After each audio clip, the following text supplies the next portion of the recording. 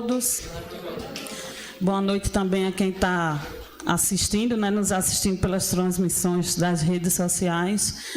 Eu só peço realmente mais uma Ave Maria para esse momento agora, porque a gente sabe que uma saudação de Nossa Senhora pode preencher o lugar do Espírito Santo.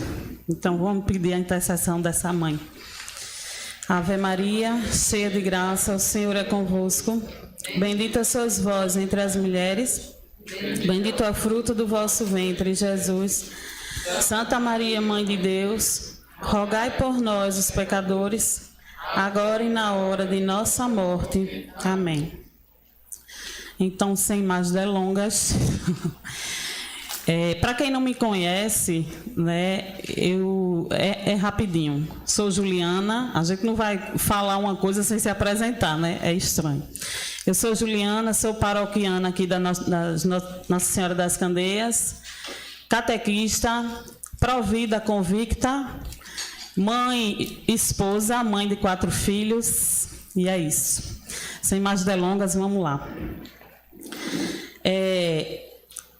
Eu fiquei com essa tarefa, essa humilde tarefa, para não dizer o contrário, de falar sobre essa carta apostólica de São João Paulo II, a Mulieres Dignitatem. Para a gente aqui, no Brasil, a gente conhece como a dignidade e a vocação da mulher. Essa carta apostólica, ela foi publicada no ano de 1988, em decorrência do ano mariano, certo? O próprio Papa, na época, ele já fala aqui que a pretensão dele com esse documento não é de mostrar assim, um caminho prático para que a gente possa vivenciar essas palavras, vivenciar esses ensinamentos. Mas o que ele mais quer com essa carta apostólica é realmente colocar nela um caráter de meditação. Então, a gente vai por esse caminho também, tá certo? É um caráter bem, realmente, de fazer a gente refletir, A questão prática, ela realmente fica em decorrência dessa reflexão que a gente vai fazer, Eu sempre gosto de falar desses documentos da igreja, porque são documentos fáceis, acessíveis, não são caros. Os nossos irmãos protestantes têm a mania de achar que a gente não estuda, que a gente é um religioso assim, meio que preguiçoso, católico, Em parte, eles não estão errados, Os católicos realmente, vamos dizer assim, em massa, não conhecem realmente a riqueza que eles mesmos professam todo domingo. Nós não conhecemos em profundidade a fé que a gente professa ali todo domingo na missa, Mas, assim, uma coisinha, outra coisinha, a gente que é mãe é muito atarefada, Realmente a gente não tem tempo de ficar mastigando documentos e documentos todos, todo dia, contemplando, mas dá para ler, Eu digo a vocês, um livro fininho desse, eu levo uns 2 meses, mas leio. Mas leio. Então, nesse caráter meditativo, que ele vem propor essa carta apostólica aqui. Aí, assim, eu quero começar dizendo que o magistério, para a gente que é católico, vou falar uma linguagem católica, o magistério da igreja é também uma fonte de revelação, para nós católicos. Então, é aquela fonte que a gente deve dar ouvidos, que a gente deve abrir o coração para... A gente não só tem as Sagradas Escrituras como fonte de revelação divina. A gente tem a tríade, A gente tem o magistério, a tradição e as Sagradas Escrituras. Então, que nesse momento, o próprio Espírito Santo, esse mesmo Espírito Santo que inspirou tão lindamente, tão sabiamente esse homem aqui, São João Paulo II, que ele venha também abrir nossos ouvidos e corações nesse momento para a gente escutar como ele quis que a gente escutasse, certo? Então, vamos abrir o coração. Eu não vou seguir, porque não dá. No tempo de 60 minutos, não dá realmente para seguir todo esse roteiro aqui. Mas eu vou falar só o sumário. Eu, Juliana, eu fiz meu raciocínio sem prejudicar, é claro, o conteúdo da carta, né? Para que a gente juntos possa chegar no raciocínio que João Paulo II pretende aqui. Nele, ele começa com a introdução. Essas são as partes da carta. Aí ele vem aqui no 2, mulher, mãe de Deus, Theotokos. No capítulo 3, imagem e semelhança de Deus. No capítulo 4, Eva Maria. No capítulo 5, Jesus Cristo. 6, maternidade. 7, a igreja, esposa de Cristo. 8, maior é a caridade. E aí no 9 ele fecha com a conclusão. Eu começo dizendo aquilo que me chamou logo a atenção aqui de cara, né? Todo ser humano, vamos começar do início, todo ser humano, ele anseia, ele deseja conhecer o sentido da sua própria existência, né? Qual é o ser humano em qualquer... Isso é independente da cultura, da religião que ele tenha, até do tempo histórico em que se viveu, se vive ou se viverá. Todo ser humano almeja conhecer o sentido da sua existência. Todo ser humano se pergunta, de onde eu vim e para onde eu vou? Não é verdade? Todo ser humano almeja isso. E dentro dessas perguntas, muitas outras, né? Sobre a explicação do próprio mundo, né? Sobre o sofrimento. Essa pergunta, esse questionamento, ele surge muito dos corações humanos sobre o sentido do sofrimento e por aí vai, né? Deus, quando chegou no ápice assim da revelação, da sua própria revelação no mundo, ele veio realmente para responder a esses anseios, né? Ele veio como que dar a resposta que todo ser humano precisa, a resposta que ele se faz, o questionamento que ele faz, né? Então, João Paulo II, ele tem essas intuições, essa sacadinha, é muito bom ler ele, é gostoso, leiam, viu? Ele diz assim, será que aquele evento em Nazaré, ou seja, da Anunciação, ali já não foi o início dessa resposta, né? Desse preenchimento do coração humano, de todo coração humano?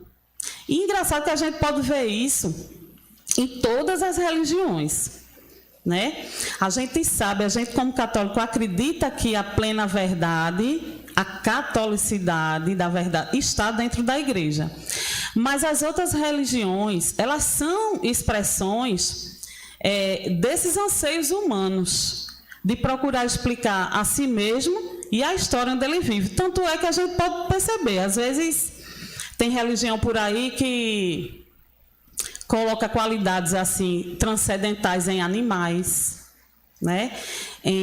No cosmos. Tem religião que acredita na lua, na estrela, no sol, dá qualidade de divindade a essas coisas, né? Nos animais, existe uma certa sacralidade ali nos animais, mas é a saudade de Deus. É só estar refletindo a saudade que todo ser humano tem de Deus, certo? Então, o ser humano, com essas perguntas, esses questionamentos, na verdade, ele está buscando a sua própria identidade. Ele quer saber quem ele é. Ele quer encontrar consigo mesmo. Ele quer dar um sentido à sua vida, né? Então, a gente pode perceber que o homem, quando eu falar homem aqui, é homem e mulher, tá? A gente pode perceber que o homem, ele se esqueceu de quem ele é. Foi falado até aqui, né, nas outras palestras. Ele esqueceu quem ele é. Ele não sabe. E o que é que foi que fez esse homem esquecer quem ele é? O pecado. Né? O pecado nos afastou daquela realidade da verdade, né? Da verdade absoluta. Então, vejam só. João Paulo II, ele vem puxar esse gancho assim.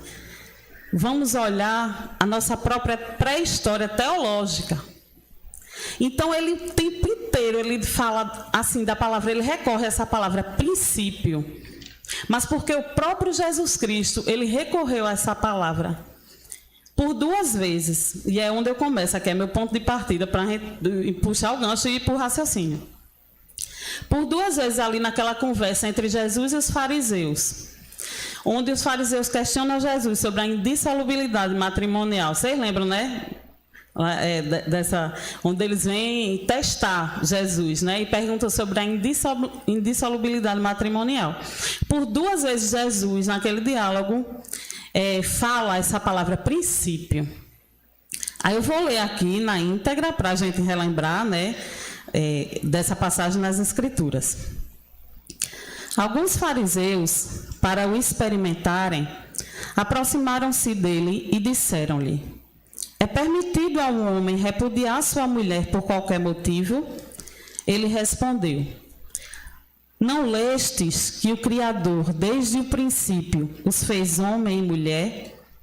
E disse: por isso o homem deixará seu pai e sua mãe, e se unirá à sua mulher, e os 2 serão uma só carne.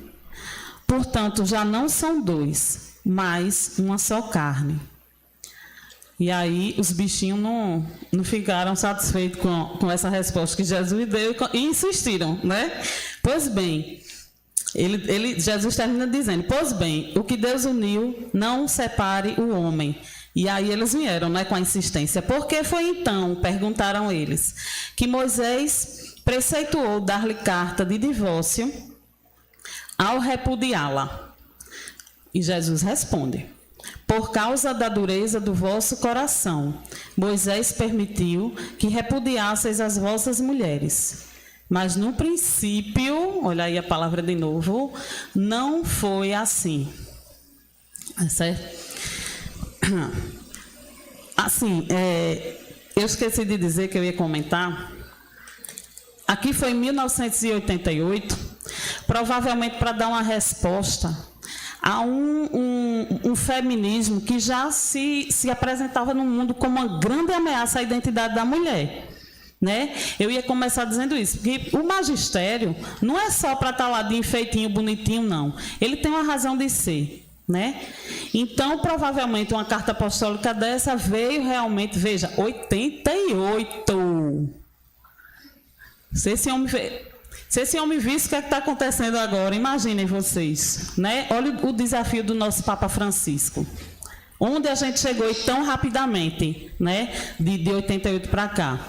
Então, já era realmente uma grande ameaça. O magistério, quando faz esses documentos, quando prepara, quando surge, eles são para responder à nossa confusão. Eles vêm jogar luz no meio da escuridão em que a gente está se metendo. Não é verdade? Porque às vezes a gente que se diz tão católico e cristão, muitos de nós está aderindo mais ao discurso do mundo do que ouvindo a Igreja Mãe, né? A nossa grande, né, de 2000 anos, a gente está deixando de escutar, né? Então, voltando aqui ao diálogo de Jesus e os fariseus. Quando Jesus puxa esse gancho do princípio, ele simplesmente não está aceitando aquela discussão no nível que os fariseus ali querem colocar. Os fariseus, eles colocam a conversa meio que num campo assim, vamos dizer, jurídico, temporal, é uma coisa casualística. Jesus Cristo puxa para o princípio, ou seja, ele está apelando para a autoria, para o primeiro legislador nosso, certo?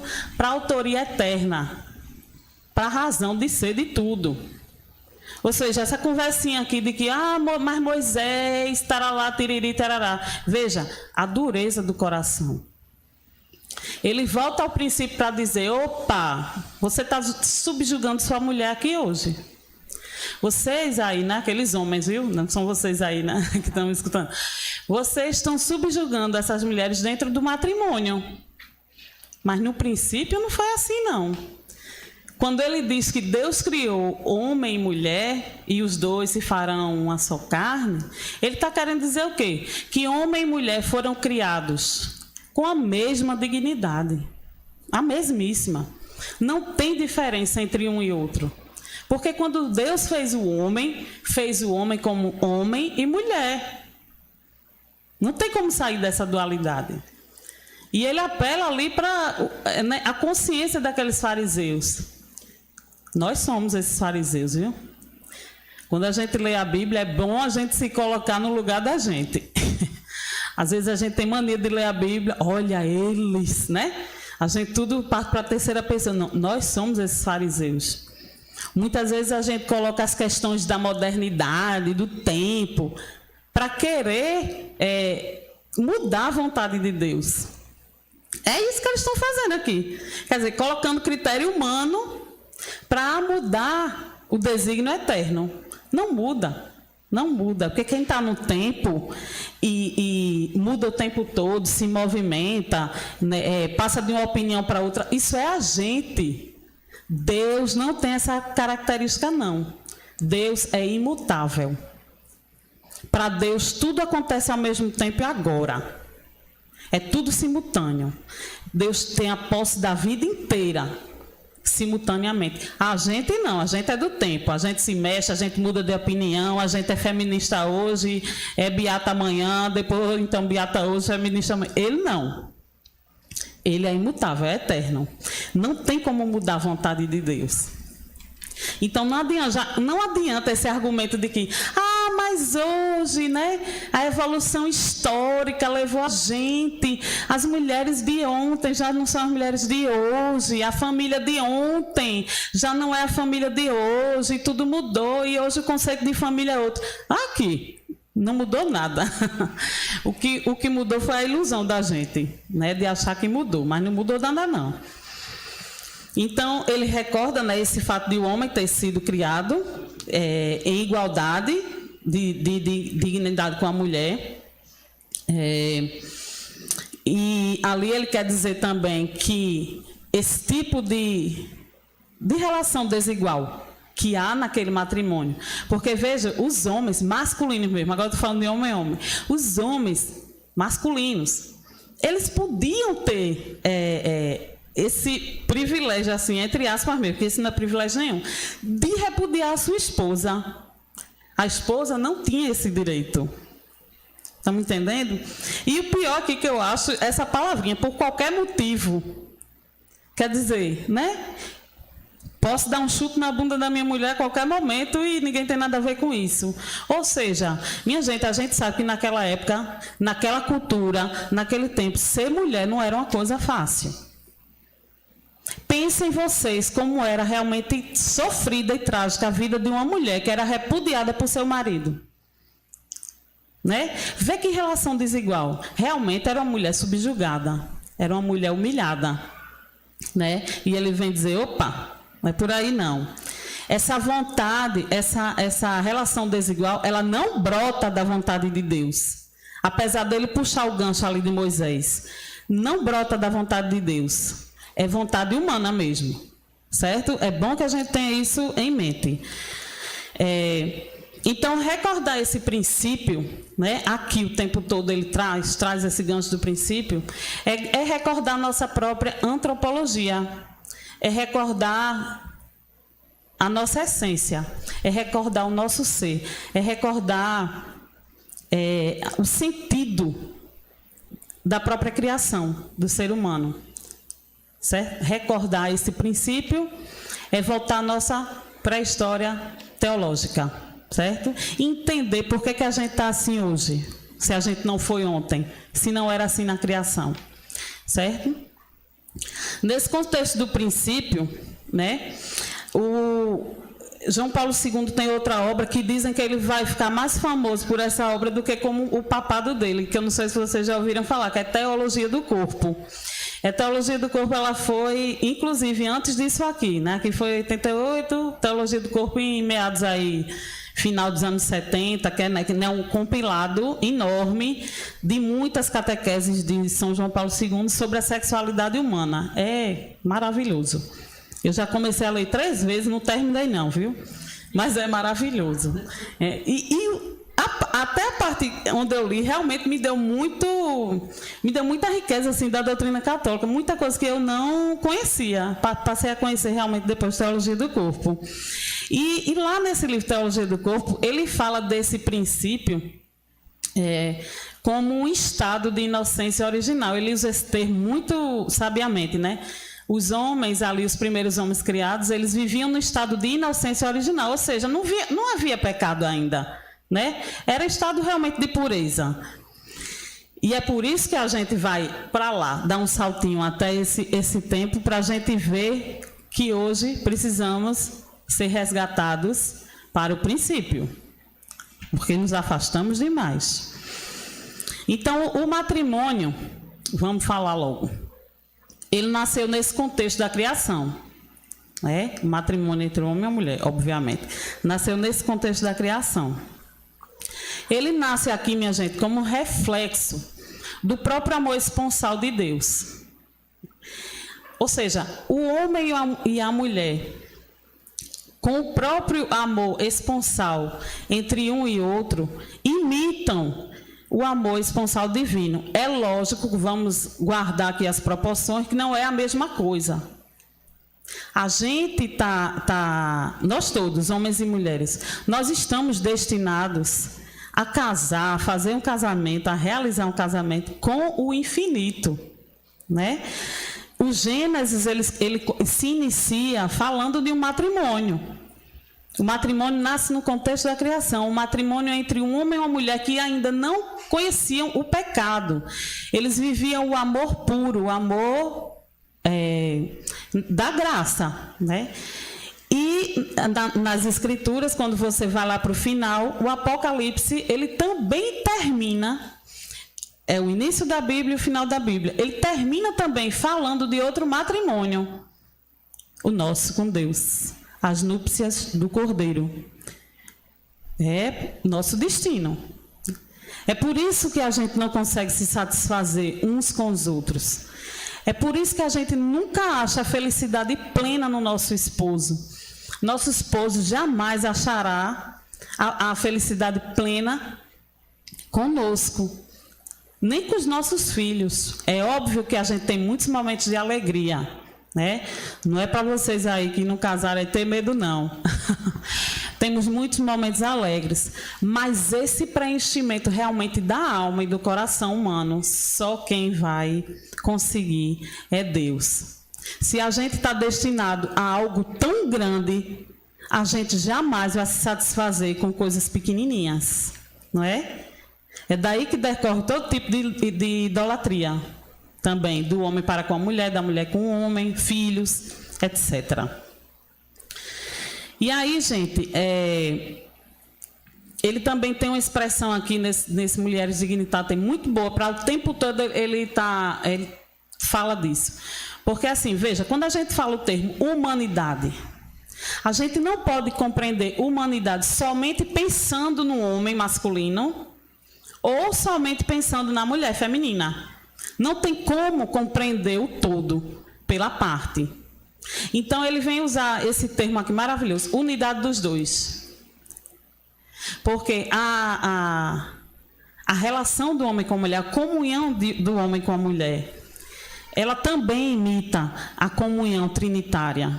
Ela brota dessa comunidade de amor que é a Santíssima Trindade. Olha que responsabilidade da gente, ser humano. A gente imita essa comunhão trinitária. Então, jorra, né? É um eterno jorrar, assim, de amor, né? Que tem que ser fecundo nessa trindade. Ele reflete também, o nosso relacionamento reflete. Então, veja só, quando a gente fala do homem e a mulher, a gente tem que pensar nisso, unidade dos dois. Não tem condições de eu pensar somente na mulher, querendo que só a parte feminina represente toda a humanidade. Não tem condições. Então, Deus, quando criou o homem e a mulher, ele não criou somente para um viver ao lado do outro. Ele criou para que um fosse para o outro. Vocês estão entendendo? Até aí tá fácil? A gente foi criado para ser para o outro. Isso quer dizer o quê? Que a gente vive em relação ao outro. A gente vive para o outro. Isso é o quê? Isso é dom. É dom. Porque Deus também é dom. Não fomos criados à imagem e semelhança de Deus? É uma característica que a gente não vai ver, por exemplo, nos outros animais. só o ser humano, e por isso mesmo ele tem o status de pessoa, é que foi criado à imagem e semelhança de Deus. A gente nunca vai ver um animal sendo dom um para o outro. Jamais. Me perdoem as pessoas que a gente às vezes toca nesses assuntos, as pessoas pensam que quando a gente fala uma verdade, a gente está obscurecendo outra. Não é assim. Os animais e tudo mais que foi criado deve ser tratado com muitíssimo respeito por nós, porque afinal das contas nós somos os jardineiros, né? Deus nos chamou a cuidar realmente da beleza da criação, mas a gente não pode deixar de atentar para essa verdade o tempo inteiro, de que diante de toda a criação o ser humano tem superioridade. Então só nós fomos criados à imagem e semelhança de Deus. Essa história de ser dom, fazer comunhão, isso é coisa de pessoa, de ser humano. Ah, Juliana, peraí, mas meu cachorro me ama, é um amor puro que eu não vejo nem em ser humano. Vocês já ouviram falar disso? Eu às vezes acho uma graça, às vezes estou vendo os comentários, né, sobretudo na internet e tal. E as pessoas se ofendem quando a gente fala nesse assunto, inclusive, né? Se ofendem porque, não, você está errada. O meu cachorrinho, olha, eu chego do trabalho e ele me transfere amor. E é um amor puro que eu não vejo mais em ser humano. Gente, animal não ama. Eu sinto muito jogar essa realidade na cara aí de vocês, mas animal, ele não consegue amar. Animal é preso, ele não tem liberdade. O animal é preso aos seus instintos. Ele é preso à sua programação biológica. Então, o cachorro, quando o dono chega do trabalho, balançando o rabinho, né, se alegrando, ele não está amando. Ele está fazendo o que foi feito para fazer, certo? Ele é preso, ele não tem escolha, como a gente. Ele não sai de si, ele não é capaz disso, porque o dom é isso. O dom é sair de si em direção ao outro. Não é isso que Deus faz? O dom supremo é Deus.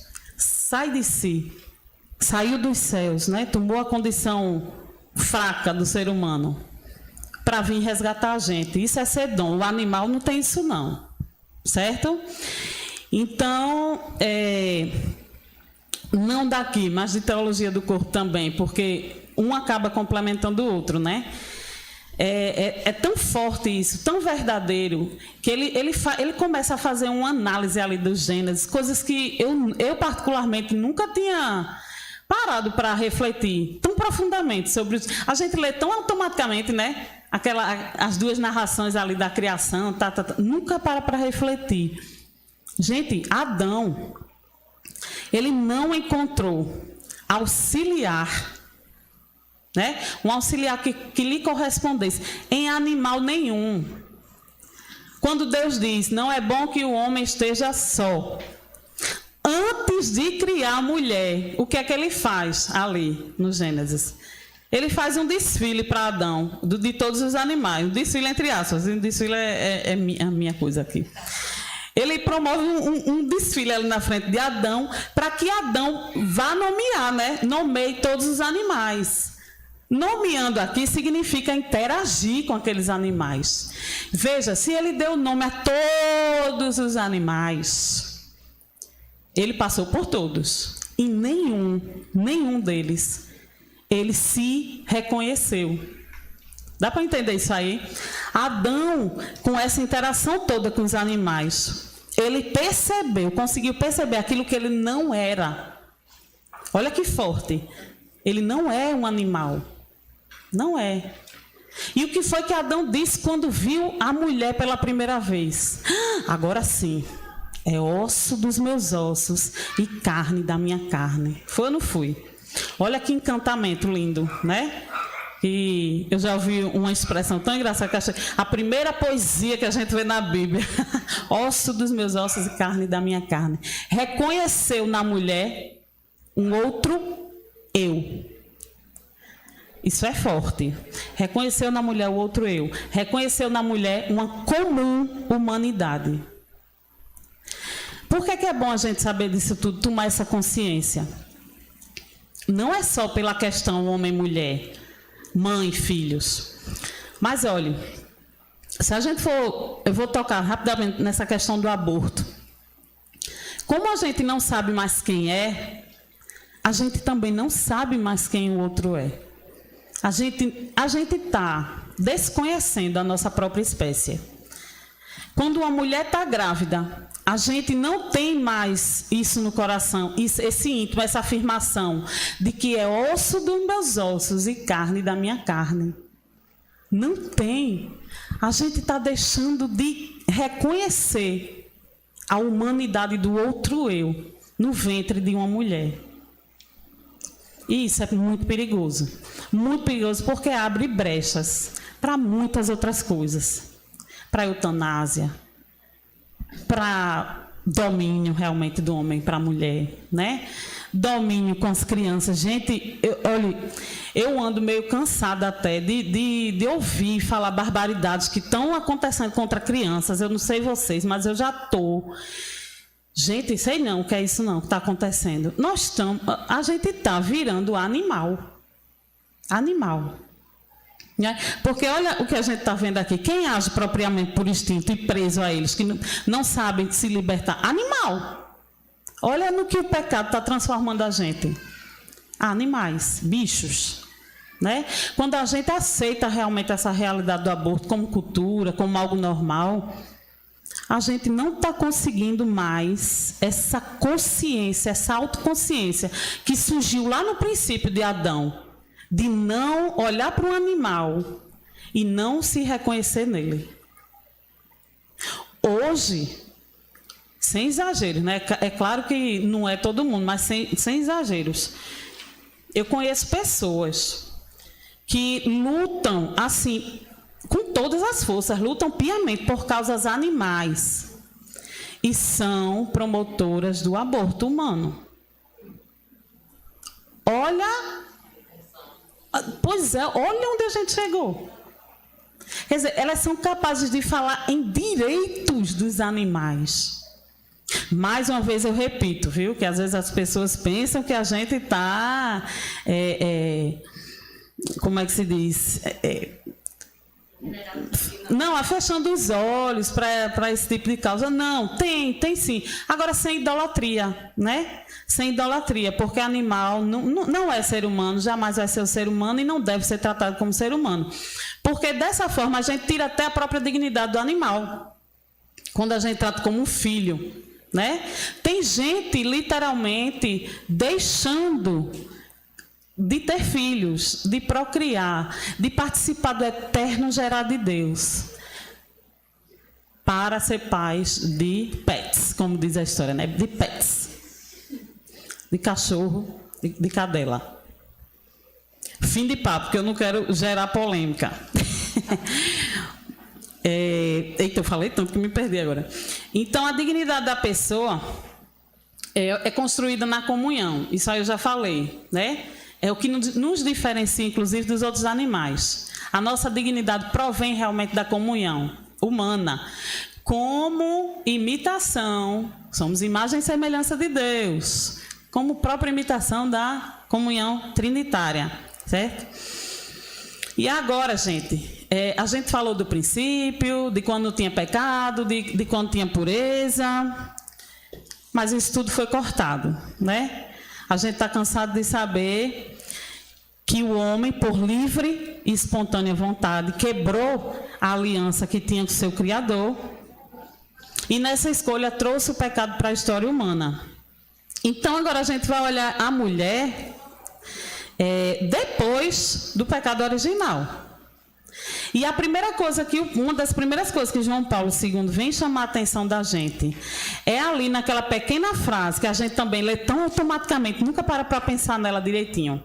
Quando Deus vem falar das consequências que agora o ser humano carregará pelo pecado que ele trouxe ao mundo, ele fala assim: para a mulher, né? Ele tem um momento que ele se dirige para a mulher e um momento que ele se dirige ao homem, não é isso? Então ele fala para a mulher, você será arrastada para o seu marido e ele te dominará.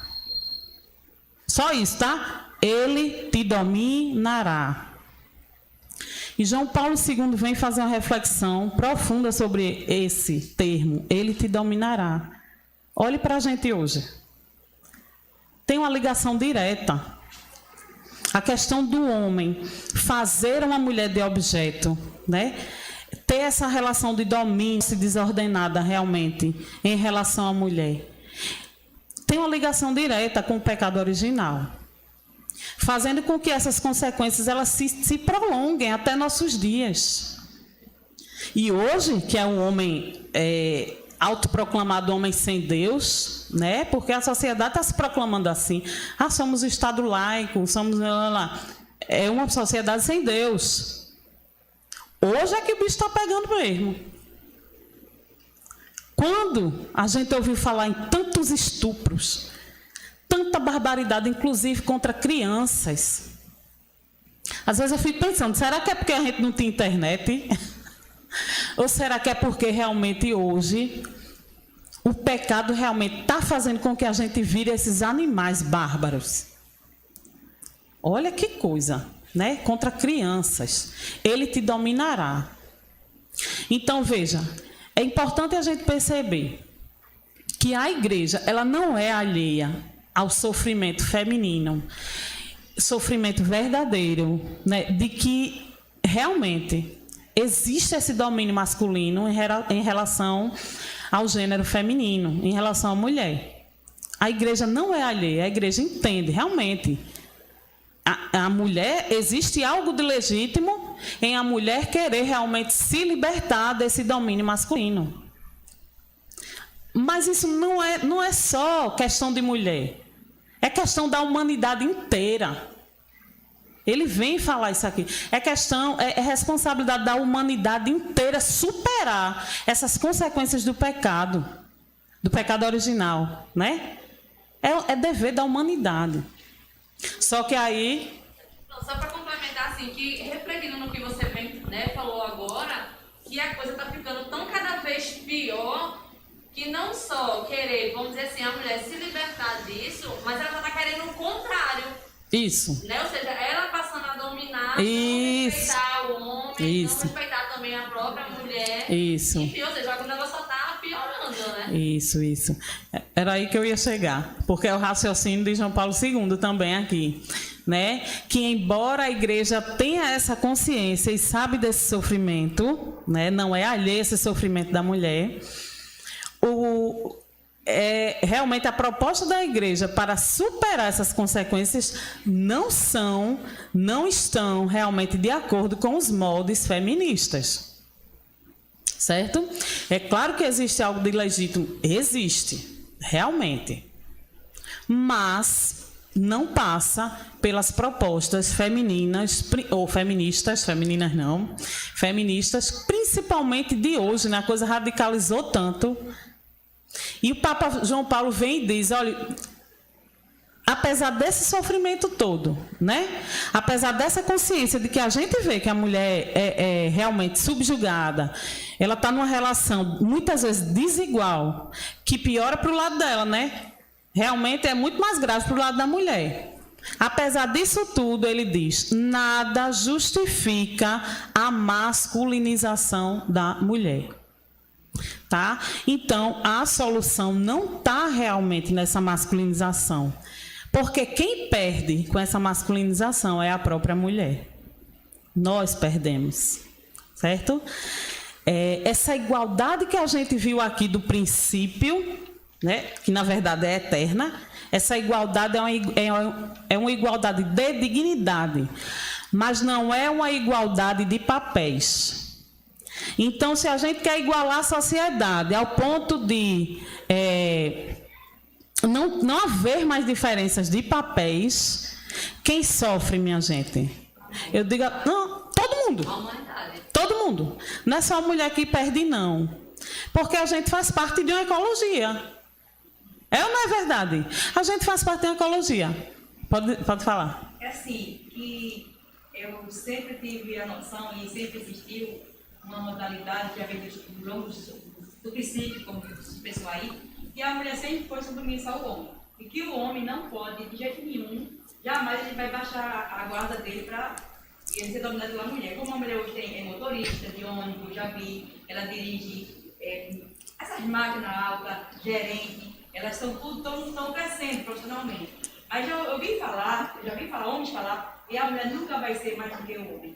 Eles mesmo falando, nunca vai ser, porque ela pode galgar todos os espaços do mundo, mas o homem vai ser sempre o homem, o tal, a ordem, a palavra é dele. Eu já ouvi falar. Aí eu fico assim pensando, né, que a mulher vive lutando por isso aí. Aí então eu vejo também, me pergunto assim, como é que pode a gente admitir que na própria natureza, como eu li é o reino dos animais, então o homem também, ele se acha o rei, a autoridade, o homem e tal, eu mando, eu fiz. Mesmo que a mulher tenha todo o seu profissionalismo, estudada, formada, todo conhecimento, mas parece que ela é independente de tudo e ela sofre porque às vezes esse apoio do homem não está. Assim com ela também, né? Porque ele parece que tem uma certa assim, desigualdade, um ciúme, um medo, verdade. sabe? De a mulher aumentar, seguir o caminho do sucesso. Certo. Aí eu fico assim pensando que eles não vão deixar nunca. Então quer dizer que o homem permanece autoritário, ele permanece, nós mulheres permanecemos submissas então, né? Veja só. A questão do princípio a gente já viu, já entendeu que não cabe a gente pensar, as escrituras elas não dão margens para a gente pensar que existe uma relação desigual entre o homem e a mulher. Deus nos criou com igual dignidade e ponto, certo? Ponto. A partir daí, o que foi que aconteceu? O pecado entrou no mundo. O pecado entrando no mundo, aquela unidade dos dois que eu falei, aquilo ali foi quebrado. Aquela relação fundamental e estável que existia no começo, que existia no princípio, quando o pecado ainda não fazia parte, né, do homem histórico, aquilo ali quebrou. Então a relação ficou realmente desigual. Ficou.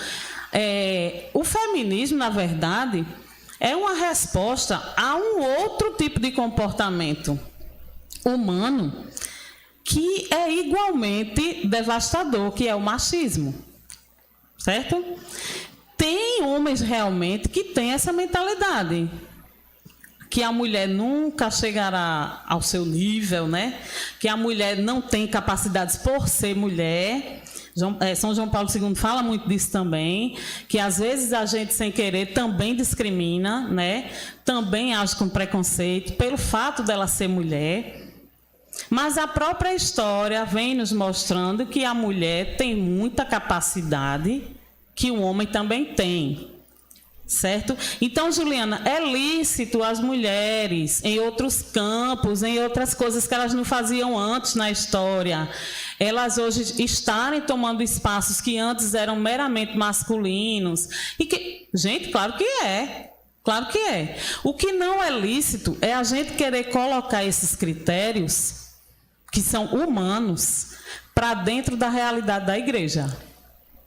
Certo? Dá para entender mais ou menos? Eu ia chegar lá, mas é porque existe essa mentalidade de que a igreja é uma instituição machista, né?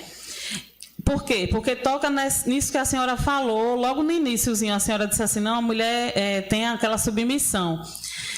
Porque, olha, tem uma passagem, se eu não me engano, não sei se é Gálatas, em São Paulo, onde toda vez que tem um matrimônio, inclusive essa passagem é citada, né? Onde São Paulo vem e fala diretamente às mulheres, né? Sede submissas aos seus maridos, não é isso? Mas, na mesma passagem, São Paulo também se dirige ao homem. Maridos, amai vossas esposas como Cristo amou a igreja dele. E como foi que Cristo amou a igreja dele? Dando seu sangue, se sacrificando.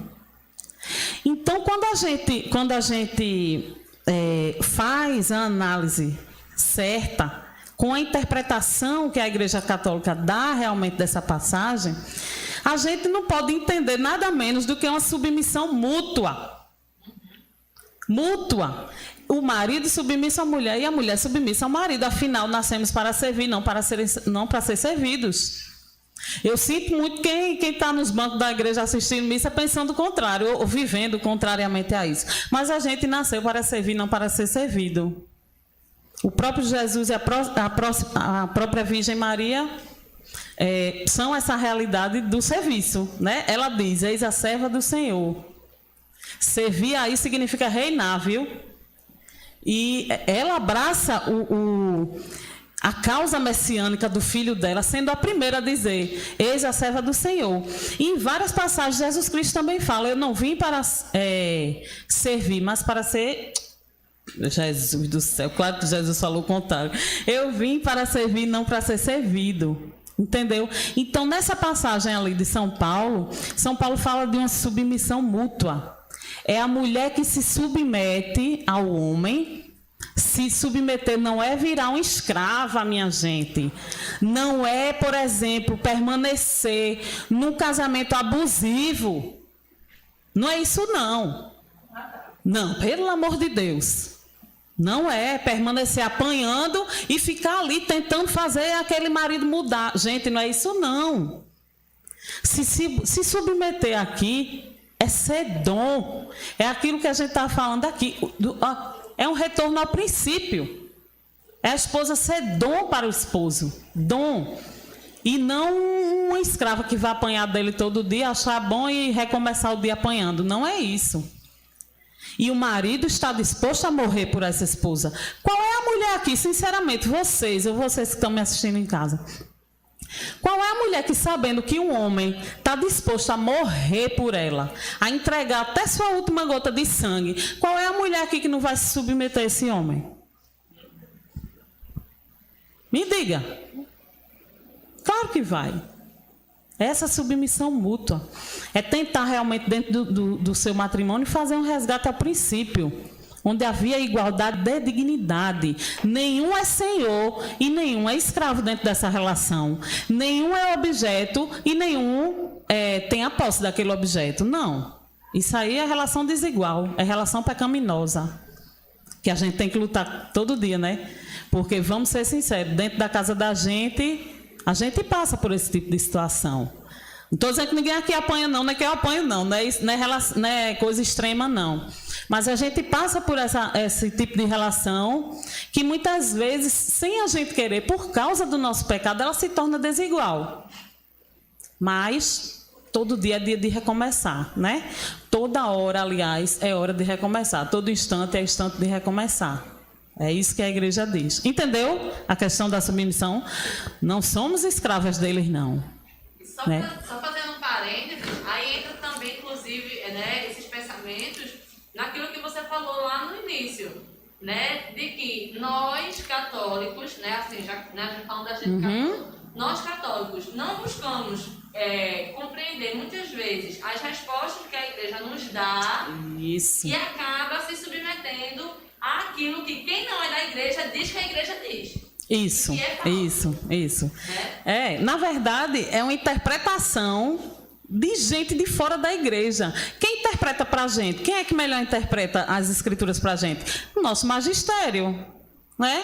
Aí a gente está aceitando interpretação de terceiros, de gente que não vive a nossa fé.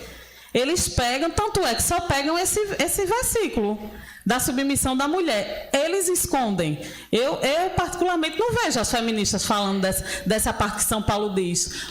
Maridos, amai vossas esposas, como Cristo amou, né, a igreja, a sua igreja. Eu particularmente não vejo nenhuma feminista citando esse versículo. Não, só citam a parte da submissão. Como se a igreja fosse uma instituição, né, machista. Não é, tá certo? Aí vamos pular porque tem muita coisa, viu, minha gente? Então, a questão dos anseios, né? Todos nós ansiamos pela união com Deus, certo? Nossa origem e fim é Deus, ponto final. Nossa origem e fim é Deus. Deus é aquilo aonde eu, como ser humano, pretendo e quero chegar. Porque um ser humano encontra sua dignidade somente em Deus. Afinal das contas, nós não somos imagem e semelhança dele. Como é que a gente vai achar dignidade fora dessa realidade? É até uma lógica pensar, né? Assim, diga. Eu estou sentindo isso que você está falando, que essa palavra encontramos só em Deus. Isso. Depois que eu fiquei, faz 2 anos que eu estou viúva. Então, hoje eu estou vivendo Deus. Eu estou vivendo hoje Deus, vivendo Ele. Eu me vejo e Ele ainda em volta de mim. Porque é uma sede que eu sinto dele, tão grande, sabe? E eu sinto que ele está em volta de mim. Porque é um momento que eu estou vivendo, que eu estou vivendo a prova dos meus próprios solidão. Entendi. Então, eu estou vivendo a prova da minha própria solidão. Não é solidão de querer amor, fazer Entendi. É assim, de um modo geral, entendeu? Entendi. Então é assim, aquela coisa assim de sem família, sabe? Aí então sem amizade. Eu sou uma pessoa que eu não sou povão. Eu sou assim na minha, entendeu? Eu acho bonito quem é povão, quem se agrupa, não. Eu sou um pouco difícil, mas é o meu jeito, meu perfil. Então é assim, quando eu vejo que eu estou no lugar, eu me sinto estrangeira. Às vezes eu vejo as pessoas conversando, se ajuntando, eu pego, saio do filhinho e vou embora. Eu saio, eu pego minha bicicleta e vou embora. Então, isso é em todo canto. Eu não sei porque eu não tenho esse jeito de me agrupar com ninguém. Mas eu não tenho nada contra nem a favor, não existe nada, eu não sei porquê. Aí é o que acontece. Aí eu pego, olho pro céu e digo assim, então Deus, vem comigo. Vem comigo, tu és o meu amigo, é o meu tudo. Companheiro, né? Meu Companheiro. Então eu estou sentindo essa presença de Deus, mesmo na minha casa, na igreja, onde eu vou. Eu não tenho, tipo assim, grupinho. Coleguinha, não tem. De jeito nenhum, não tem. Nem na igreja, nem na família, nem na vizinhança, nada. Eu. Tá certo. E Deus. Mas não deixa de fazer comunhão. Nunca. Isso, eu tô aqui pra cima. Não deixa de fazer. A própria Eucaristia, né? A própria Eucaristia é, gente, o sacramento da comunhão uns com os outros, né? Eu vou à missa, eu tô aqui, quando tem um grupo de oração, esse negócio de pandemia, tá falando muito. É verdade. A carismática, tá faltando muito isso. A carismática, a oração, aquelas orações de Nossa Senhora, né, da festa. É verdade. Todos os textos, então eu estou junto, porque eu aprendi a viver que a oração em comunidade é muito forte. Aí eu aprendi a viver. Então essa presença de Jesus na minha vida hoje, eu vivo Ele, sinto Ele. Eu sinto mesmo, eu sinto tanta coragem para dizer assim, vai lá dentro sozinha. Eu digo, eu não estou sozinha, eu estou com Jesus. Tá com Deus. Tá certíssima. Essa união, isso que a senhora sente, realmente esse anseio, eu duvido. A senhora, depois que experimentou isso, se um dia vai deixar. Duvido. Depois que a gente experimenta, nada da vida da gente tem tanto sentido quanto o encontro com Deus. Não é verdade? Não tem cabimento uma pessoa experimentar uma coisa tão grande e depois ir nas migalhas, se satisfazer com elas. Não tem condições. Então, veja bem, essa união com Deus, a dignidade não somente da mulher, mas do homem e da mulher, ela é construída nessa relação com o Senhor, com Deus. Deus é a verdade a que todo humano busca. Deus é o fim, é aquele casamento infinito que todo coração humano deseja, mesmo sem saber que deseja. Mas deseja, porque aquilo é o que dá o sentido de eu ser um ser humano, uma pessoa. Isso. Então, gente, essa união com Deus, a gente pode olhar agora, vamos olhar para ela, para Maria. Essa união com Deus, a que todo ser humano anseia, aquela resposta, né? De onde eu vim, para onde vou? Ela foi realizada plenamente em Maria. A união com Deus através de Jesus Cristo. Certo? Porque Jesus Cristo, no ápice da revelação, é o caminho para essa união com Deus. Então, a primeira pessoa que chegou a realizar em si mesma esse anseio de todo o coração e alma humana foi Maria, certo? A união com Deus, através do seu Filho Jesus Cristo. É o que a igreja chama de Theotokos, mãe É por isso que a igreja chama, sem pestanejar, sem hesitar, Maria, Mãe de Deus. Certo? Maria, Mãe de Deus. Os nossos irmãos protestantes não têm essa compreensão. Não chegaram a essa compreensão. Porque jogaram fora tradição e magistério. Então, ficaram ao cabo de interpretar somente as escrituras daquele jeito que a gente conhece, né? Cada um por si, Deus por todos. É uma bagunça só, o que faz gerar a cada dia uma denominação nova, etc., coisa e tal. Mas onde eu quero chegar? Na união de Maria com Deus. Eles morrem e não aceitam essa denominação que a Igreja Católica, e essa certeza que a Igreja Católica tem, de Maria, Mãe de Deus, Maria Theotokos, Maria, união com Deus. Para eles, minha gente, é como se Jesus Cristo... Porque assim, olha, para nós católicos, a gente tem a certeza de que Jesus Cristo tem duas naturezas em uma. Ele é 100% homem e 100% Deus. Não é isso de 50%, 50% não. Ele é 100% homem e 100% Deus. Então, quando a gente pergunta a uma mulher grávida... Vocês, todo mundo aqui já teve a oportunidade de se deparar com uma mulher grávida. Alguém aqui, levanta o dedinho, pelo amor de Deus. Alguém aqui já chegou e fez a seguinte pergunta: ô minha filha, você está grávida do quê? Alguém aqui já fez esse tipo de pergunta a uma mulher grávida? Eu não, viu? Você está grávida do quê, minha filha? O que é que tem aí dentro? Gente, para o protestante, ele não percebe. Muitos protestantes não percebem. Mas... é o que eles acreditam, que Maria foi mãe somente da natureza humana de Jesus Cristo. E por um acaso essas naturezas de Jesus Cristo se separam? Não tem condições, não separe o homem aquilo que Deus uniu, né? Não tem condições de separar. Nossa Senhora, assim como toda mulher, pelo amor de Deus, ela não é diferente, ela foi mãe de uma pessoa divina, mas é mãe de uma pessoa, não é mãe de uma coisa, não. Mãe de uma pessoa, certo? Então, com essa união que foi realizada realmente em Maria, com toda a verdade dos fatos, mais real do que essa falange unida, essa falange, Maria se tornou o arquétipo de todo o gênero humano, não só de mulheres. O arquétipo. Ou seja, Maria é aquilo que eu quero ser. Eu quero ser uma pessoa unida a Deus. Não é isso que a gente quer? Eu quero alcançar essa união plena com o esposo da minha alma. Maria conseguiu. Nela foi realizado, por meio dela aconteceu. É redimida. É claro que é redimida, é claro que foi redimida, é uma criatura. Mas nela, e é bonito pensar, né? É bonito pensar que Maria foi a primeira a experimentar aquilo que todo coração humano, mesmo aqueles que ainda nem nasceram, querem um dia alcançar.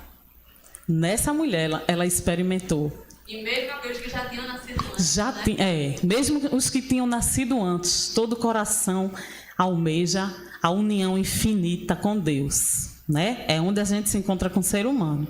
Então ela se tornou esse arquétipo, né? Uma mulher, gente, uma mulher que dizem que, né? Uma mulher, a Igreja Católica é machista, gente, uma mulher. E não só uma mulher, a mulher. Por que ser a mulher? Porque São Paulo diz assim: na plenitude dos tempos... eu não me lembro direito a citação como é, mas ele diz que Jesus veio nascido de mulher. Essa mulher tem nome. Por que ele não falou o nome dela, nome próprio, Maria? Porque ele já puxou, já fez ligação nesses simples versículos. Ele faz a ligação com a mulher do Gênesis. A mulher do Gênesis. A mulher o que São João Paulo II chama aqui do proto-evangelho. Vem da palavra protótipo. A gente, quando o homem peca, e ele vai dizendo ali à mulher, né, ao homem, as consequências daquele pecado, imediatamente Deus já nos coloca na perspectiva da redenção. Porque ele não fala, né? Porém, inimizade entre ti e a mulher, entre a tua descendência e a descendência dela.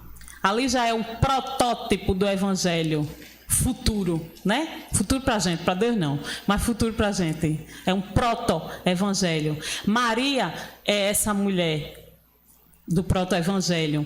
Portanto, muitas vezes quando se fala realmente, e a gente sabe que está falando de Maria, não é usado o nome próprio Maria, é usado a palavra mulher, porque Maria é a figura central do mistério da mulher do Gênesis. Mulher com M maiúsculo. Mulher com M maiúsculo, né? Então, gente,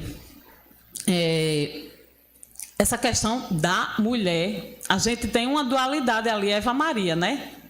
A mulher que caiu, a mãe dos viventes, né? Os viventes agora de natureza decaída, que promoveu, infelizmente, né? Essa mudança de estado, através da escolha dela, com a contribuição de Adão, a gente saiu daquele estado de inocência original e foi para o estado de pecaminosidade, e nele estamos até hoje, né? Mas por generosidade e misericórdia de Deus, ali mesmo, diante do que o homem fez, ele já promete para a gente a nova, definitiva e eterna aliança.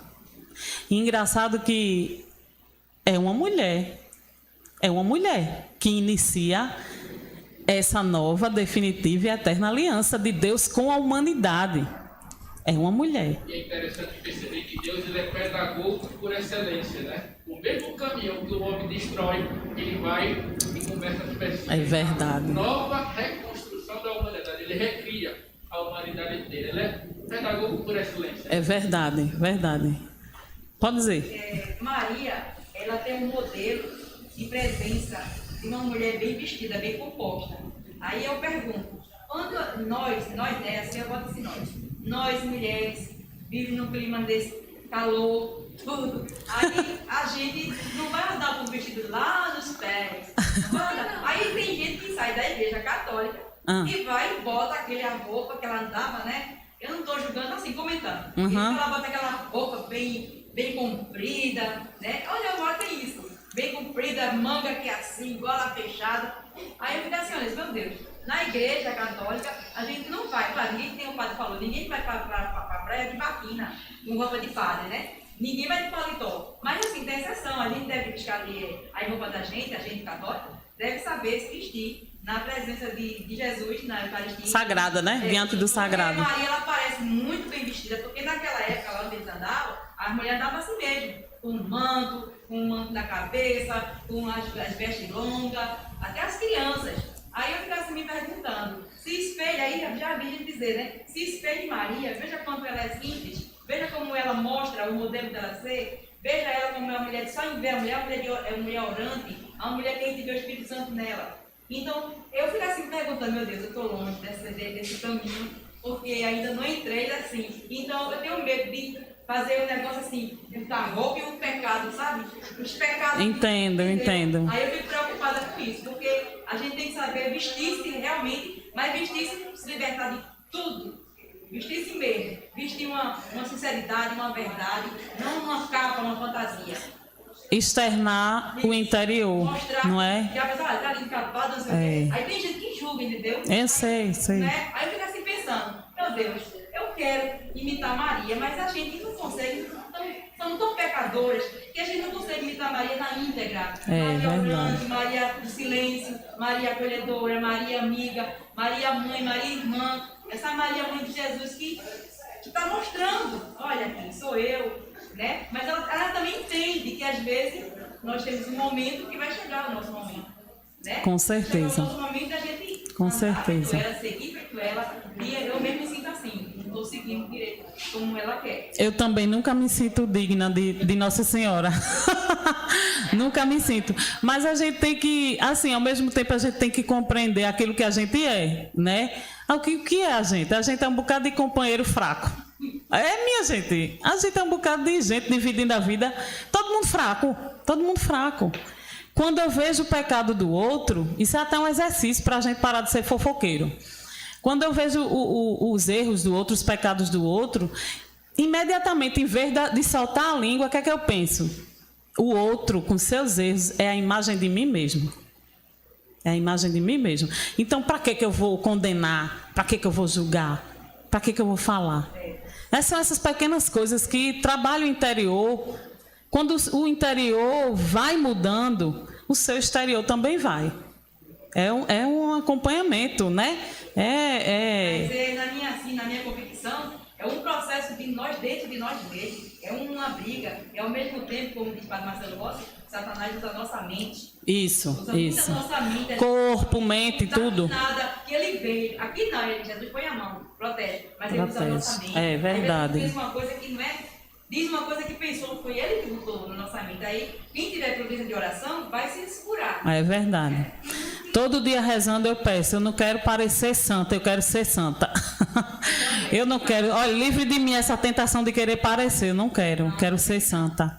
Mas todo dia é um recomeço, né? O que eu te falar hoje, uma pessoa aniversariando, eu não vou desejar para você todas as coisas. Eu vou dizer para você que você seja santo. Quer dizer, que palavra linda, né? Que você seja santo. Porque eu não vou desejar que você ofereça, que o mundo te dê. Não, eu vou dizer para você, seja santo. Seja santo. Amém.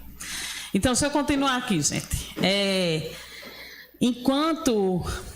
Quando há a revelação, né, na própria carne de Maria e de Jesus, é a vivência, é a revelação, é a plenitude dos tempos, é aquele momento em que toda a humanidade ansiava por ele, né?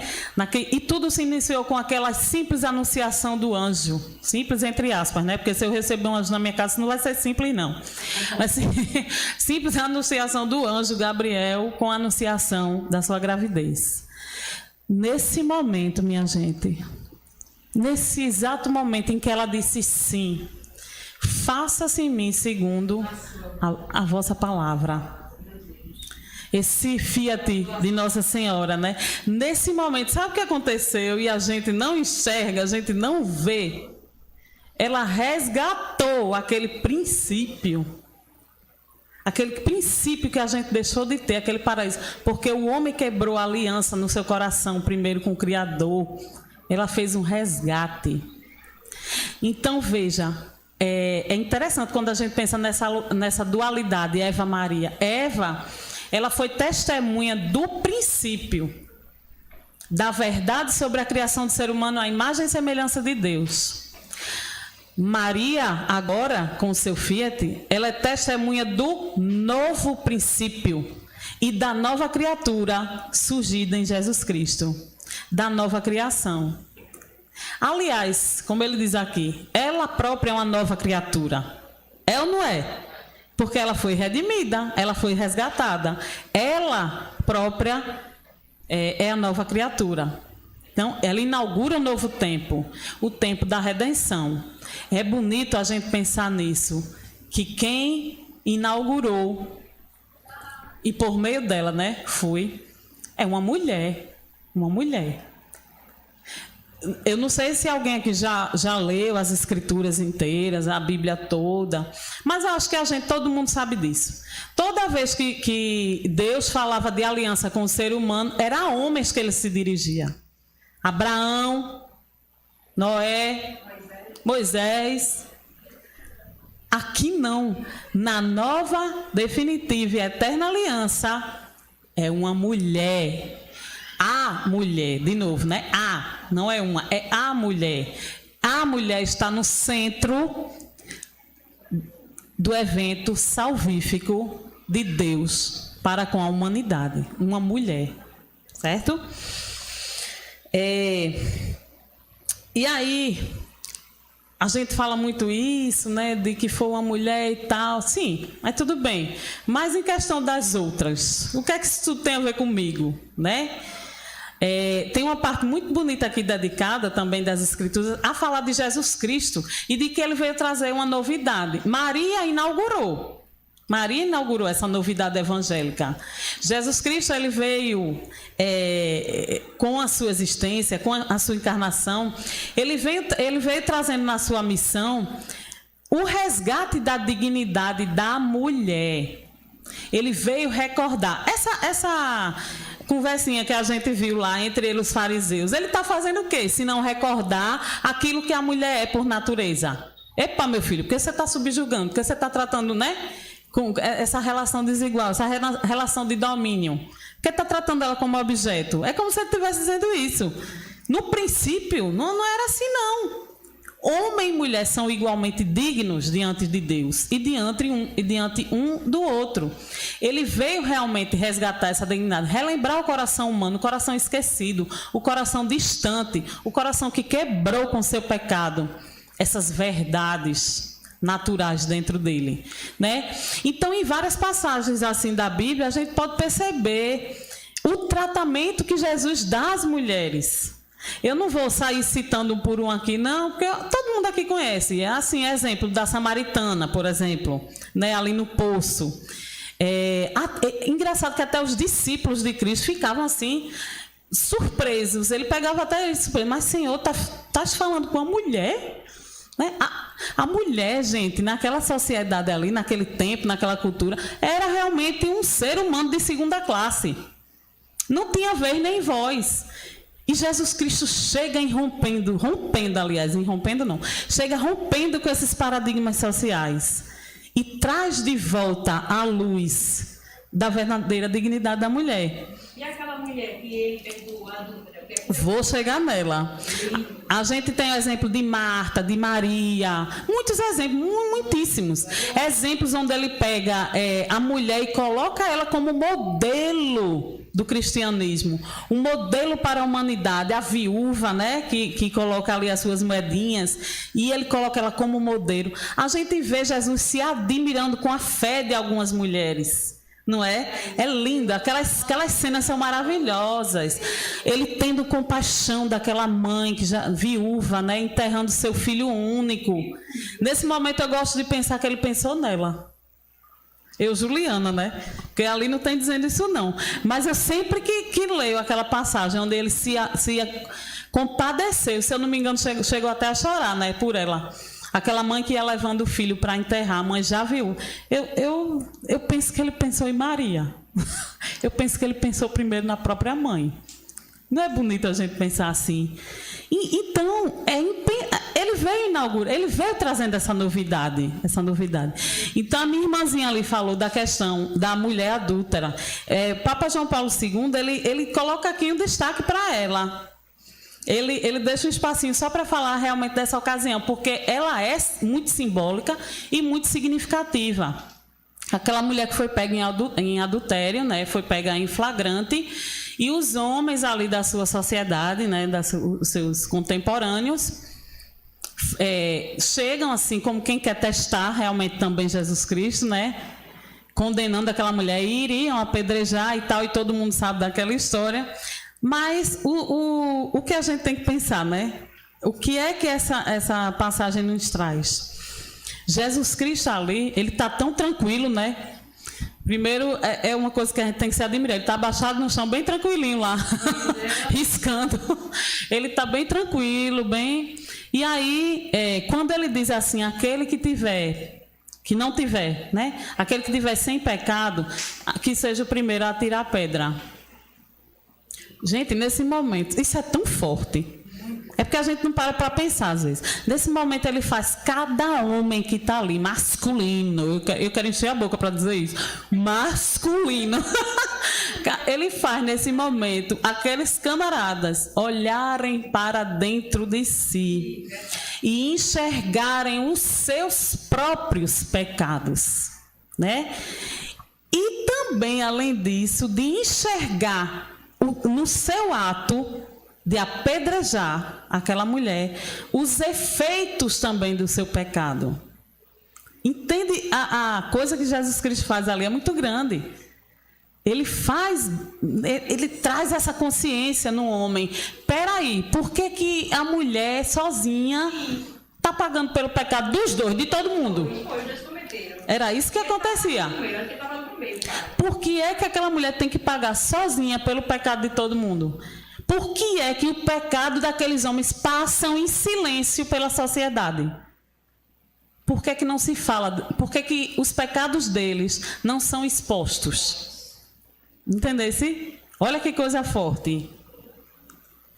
E aí São João Paulo II vem trazer essa consciência para a gente também. Muitas vezes a gente, sem perceber, a gente também age dessa mesma maneira. A gente, muitas vezes, quando eu digo a gente, não é a gente aqui não, a humanidade inteira. Muitas vezes a gente também abandona essa mulher sozinha. A gente larga ela sozinha, para que ela sozinha, ela pague pelo erro dela e pelo erro do homem. E ele vem dizer isso aqui, gente. Muitas vezes, quando ela opta pelo aborto, ela opta sem liberdade. A gente tem que saber disso. Ela opta sem liberdade.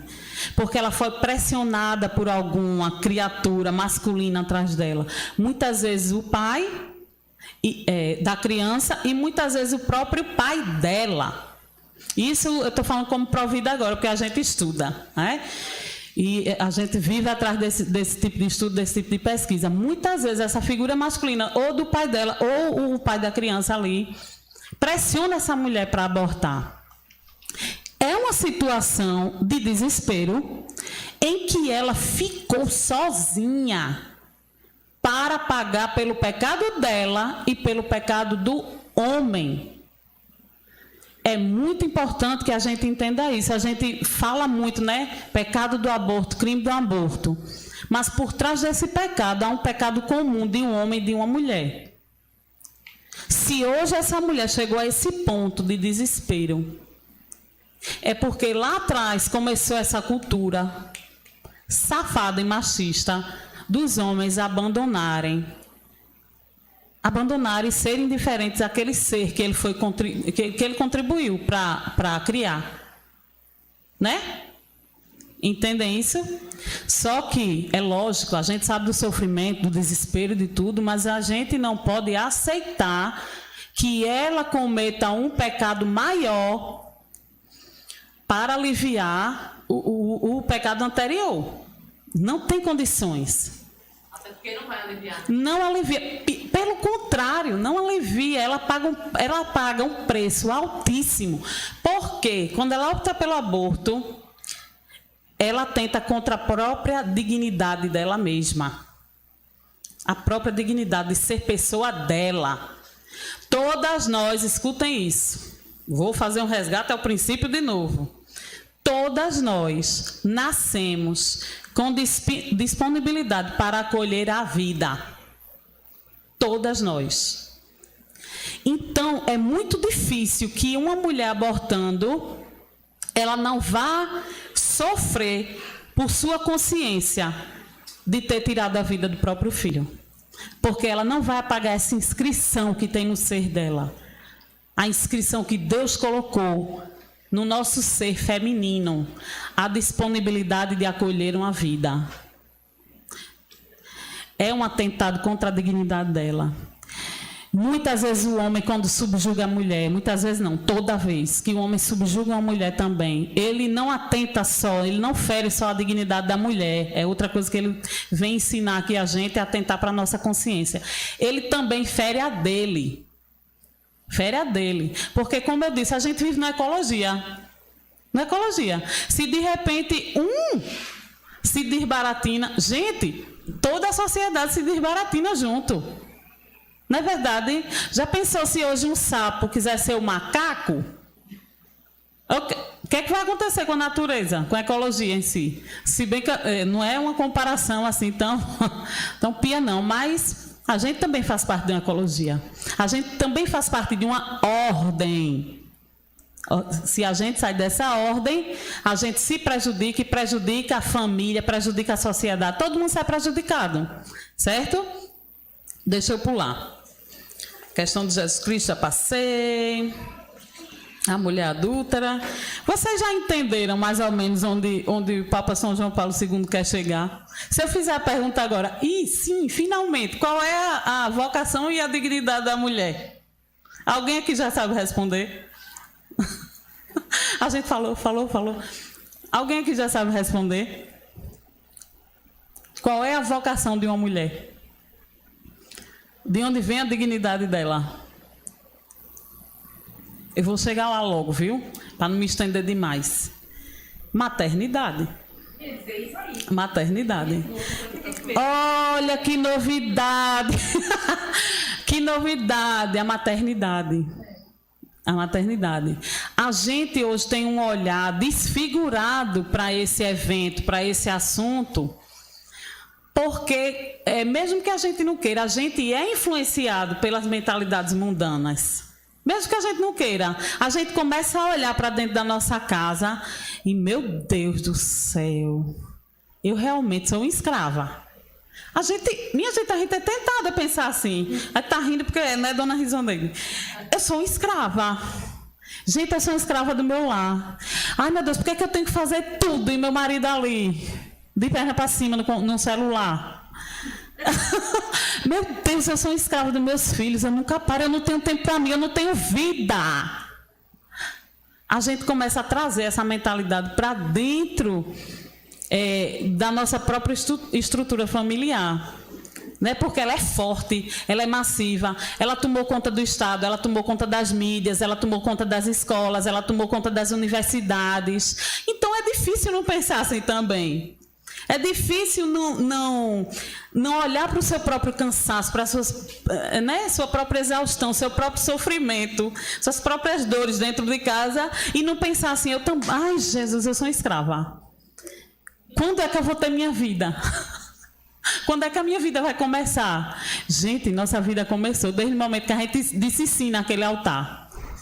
A nossa vida começou ali. Mas a gente não vê mais. Entende? Então, a vocação... Agora a gente vai olhar para Maria de novo. Porque, minha gente, é tão simples e, ao mesmo tempo, tão difícil a gente fazer um exercício desse. Maria é a mulher que, vamos dizer assim, nela se realiza a dignidade e vocação da mulher. Foi através dela que Deus veio resgatar. Isso, eu estou falando do propriamente feminino, viu? Mas foi através dela. Maria é o arquétipo de toda mulher. Foi através dela que ele veio mostrar e recordar a nós, mulheres, a nossa vocação e dignidade. Ela é a mais digna entre todas. E essa dignidade dela veio de onde, se não foi da maternidade?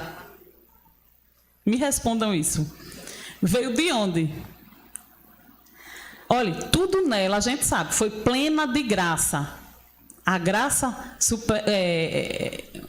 supera a natureza. Tudo nela foi pleno de graça. Então, Maria... Aliás, Deus, né? Deus Pai, através de Maria, nos mostrou a dignidade, a verdadeira dignidade da maternidade. Entendem isso? Nós participamos, um pouquinho mais do que os homens, nós mulheres, porque a coisa acontece realmente no nosso corpo, né? Um pouquinho mais, a gente participa do eterno gerar de Deus. Do eterno gerar de Deus. E a gente acha que isso é tão pouco. Eu já vi falar que toda mulher grávida ela tem a santidade de Maria. Já ouvi falar. Glórias a Deus. Não é a santidade, né? Assim, a santidade. Da gravidez, né? Aquele momento que ela está grávida, ela está em momento de graça. Quando ela ficou grávida do Verbo, né, do Verbo de Deus, ela realmente trouxe outro sentido à maternidade humana. Já pararam para pensar nisso? Ela trouxe outro sentido. Cada vez que uma mulher fica grávida participando desse evento da aliança de Deus com a humanidade. É uma esperança. A gravidez é uma esperança que Deus deposita na gente, na humanidade. Certo? Então, vamos olhar para ela. Maria, ela condensou em si mesma, claro que não foi ela que fez isso, foi o Espírito Santo, foi Deus, né? Mas ela condensou em si mesma duas vocações. Alguém aqui sabe dizer quais foram elas? A maternidade. A maternidade? E a esposa. Não. Matrimônio não. Em si mesma, ela condensou duas grandes vocações, que são as duas vocações de toda mulher: maternidade e virgindade. Foi ou não foi? Deus, através dela, ele, como João falou, Deus é pedagogo.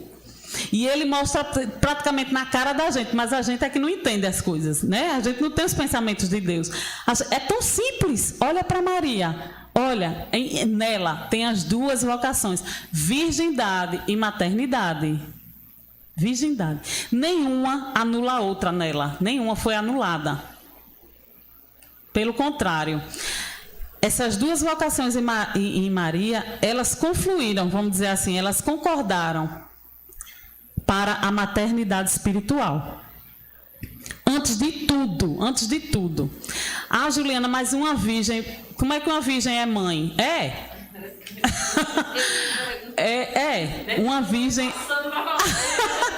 Ai, Juliana, ai meu Deus, e agora, né? Toda mãe, a mãe que tem os filhos biológicos, beleza, tá ali participando, imitando a Trindade, o amor esponsal, o amor, né, entre o homem e a mulher, tá tudo imitando. Mas e a virgem? E a celibatária?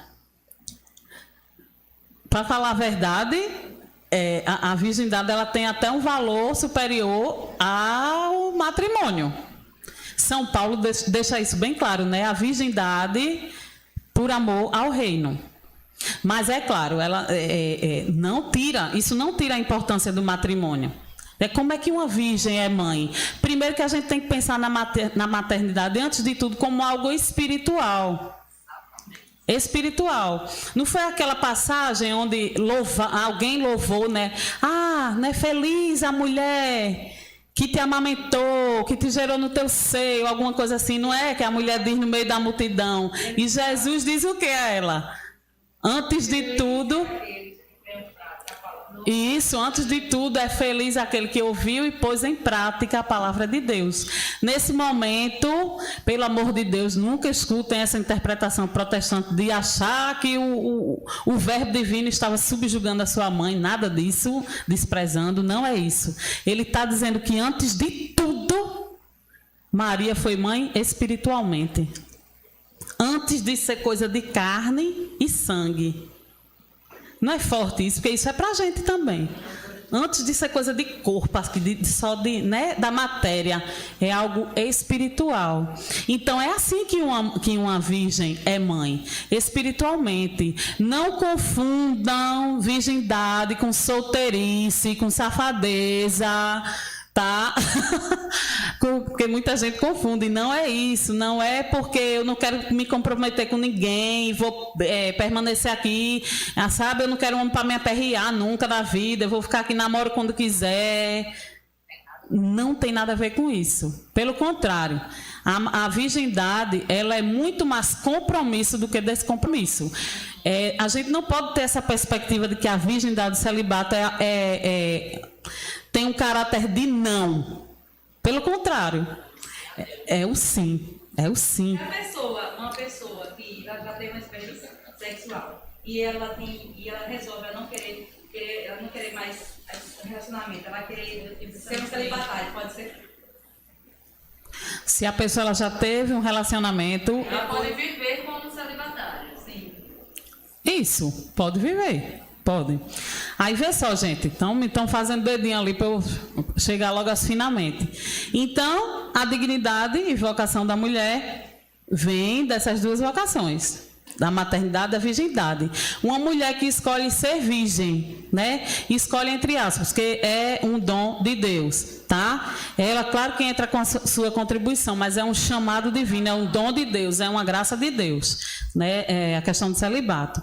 Então, ela se abnega de ter os próprios filhos biológicos, mas a virgindade dela, ela brota do amor esponsal de Deus, do amor esponsal de Cristo. Ela só está antecipando uma realidade do céu, né? O céu é cheio de celibatários. Afinal das contas, nossas almas vão ser desposadas por Cristo de uma maneira que não é essa maneira humana. Então, o que é que ela está fazendo? Ela ou ele, tá? Porque é claro que o homem também, né, é chamado ao celibato. Ele só está realmente adiantando, antecipando a realidade celeste. Tá bom? É um dom radical de si mesmo, para com Deus. Então, o que é que ela faz? Ela abnega os filhos biológicos e ela passa a ser, muitas vezes, mãe espiritual dos abandonados, dos órfãos, né? Tem muitas freiras que a gente conhece que trabalham assim, né, nesse apostolado. Mães deficientes, abandonados, os encarcerados, os marginalizados. Ela vai ser mãe deles, certo? Mãe deles. E assim eu fiz. Eu vou fechar com uma frasezinha muito boa do Padre Paulo Ricardo, dizendo, né, que a mulher que não é mãe, vocês entenderam, né? Mãe, antes de tudo, mãe espiritual. A mulher que não é mãe, ela não amadureceu. É óbvio isso, ela não amadureceu. Porque o amor, gente, é fecundo. Ele tem que gerar frutos. Nossos filhos biológicos são os frutos. Os filhos espirituais das celibatárias são frutos do seu amor, né? Do seu esposo, entre ela e o esposo divino. Então, a mulher realmente que não é mãe, não quer ser mãe, pior ainda, por escolha, é uma mulher que não vai chegar a amadurecer. Ela vai viver eternamente nessa adolescência social. Certo? Deixa esse assunto para depois, porque tem muita coisa, e aqui eu encerro, tá?